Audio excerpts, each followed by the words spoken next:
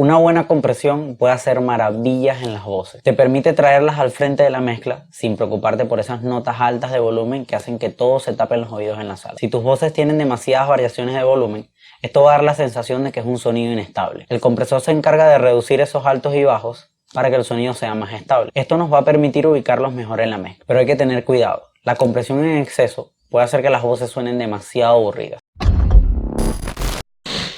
Las voces tienen demasiado rango dinámico. ¿Qué quiere decir esto? Que pueden ser muy fuertes o muy suaves. Un compresor reduce este rango tanto como quieras, pero hay que tener en cuenta algo. El rango dinámico en las voces es algo bueno, por eso no queremos cortarlo demasiado, solamente queremos que esté controlado. Cuando una compresión está ajustada correctamente, le podemos sacar todos los beneficios posibles a ese compresor. Vamos a ver todos los elementos que tiene un compresor y ver cómo lo podemos adaptar para aplicarlo a las voces. El primer elemento es el umbral. En palabras muy sencillas, este parámetro lo que hace es decidir qué tan alto debe ser la señal para que el compresor sea activado. Entonces, si el umbral está establecido a menos 10 decibeles, este va a comprimir cualquier señal que esté por encima de esos menos 10 decibeles. Si la señal es más baja que esos menos 10 decibeles, digamos que menos 20 decibeles, el compresor no la va a tocar. Por ejemplo, tenemos el umbral establecido a menos 10 decibeles. Si la señal de la voz llega a menos 6 decibeles, el compresor se va a activar y va a comprimir dependiendo del ratio que hayamos colocado. Es como decir prácticamente esto. Cuando el cantante pega una nota alta en volumen, nosotros bajamos el fader. Y una vez termine esa nota alta,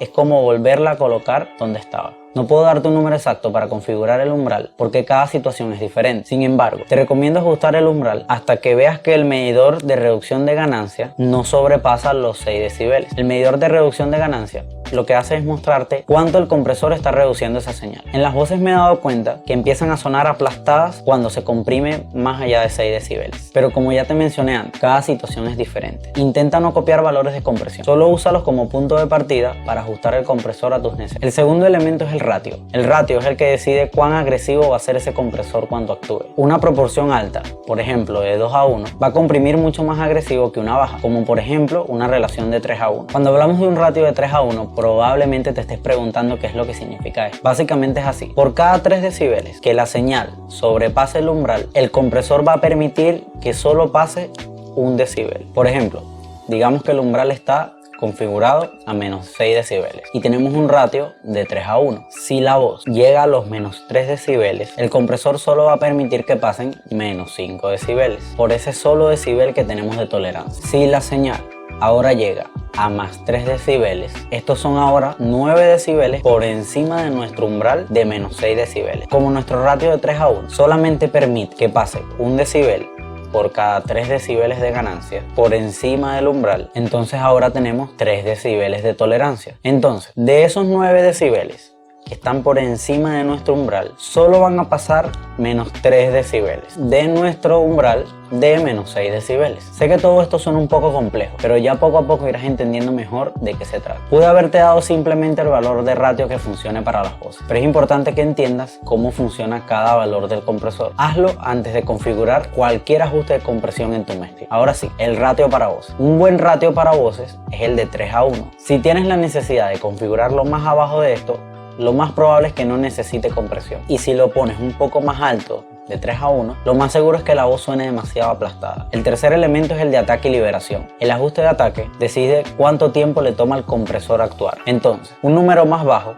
como 5 milisegundos, significa que el compresor va a actuar mucho más rápido que con un valor alto, como de 100 milisegundos. Para voces, generalmente queremos que sea un ataque rápido, un valor entre 5 y 20 milisegundos. Si el número es muy alto, es decir, con un ataque lento, esto va a hacer que el principio de la sílaba suene demasiado fuerte, lo que se hace incómodo a la hora de escuchar. El parámetro de liberación le dice al compresor cuándo es el momento de dejar de actuar. En otras palabras, es la cantidad de tiempo que le toma al compresor estar activo después de ser activado. Para una voz, si el valor es muy bajo, es decir, con un tiempo de liberación rápido, no va a sonar natural. Y si es muy alto, la voz suena sin vida y sobrecomprimida. La mayoría de las veces no querrás ajustarlo más largo que 0.5 segundos. El cuarto elemento es la ganancia de salida. El ajuste de ganancia, sí, es totalmente lo que estamos pensando. Ajusta el volumen de salida. Entonces, Si el medidor de reducción de ganancia te muestra que está siendo comprimida en un promedio de 6 decibeles, vas a querer que la ganancia de salida sea de más 6 decibeles para maquillar la diferencia, es decir, para que no se sienta tan brusco el cambio de volumen. Esto te permite traer la señal justo donde estaba, solo que con un rango dinámico más pequeño. En otras palabras, ahora los momentos más ruidosos son más callados y los más callados son más ruidosos. Si en tu iglesia tienen una consola digital, lo más probable es que tenga el compresor integrado para cada canal. En cambio, si es una consola analógica,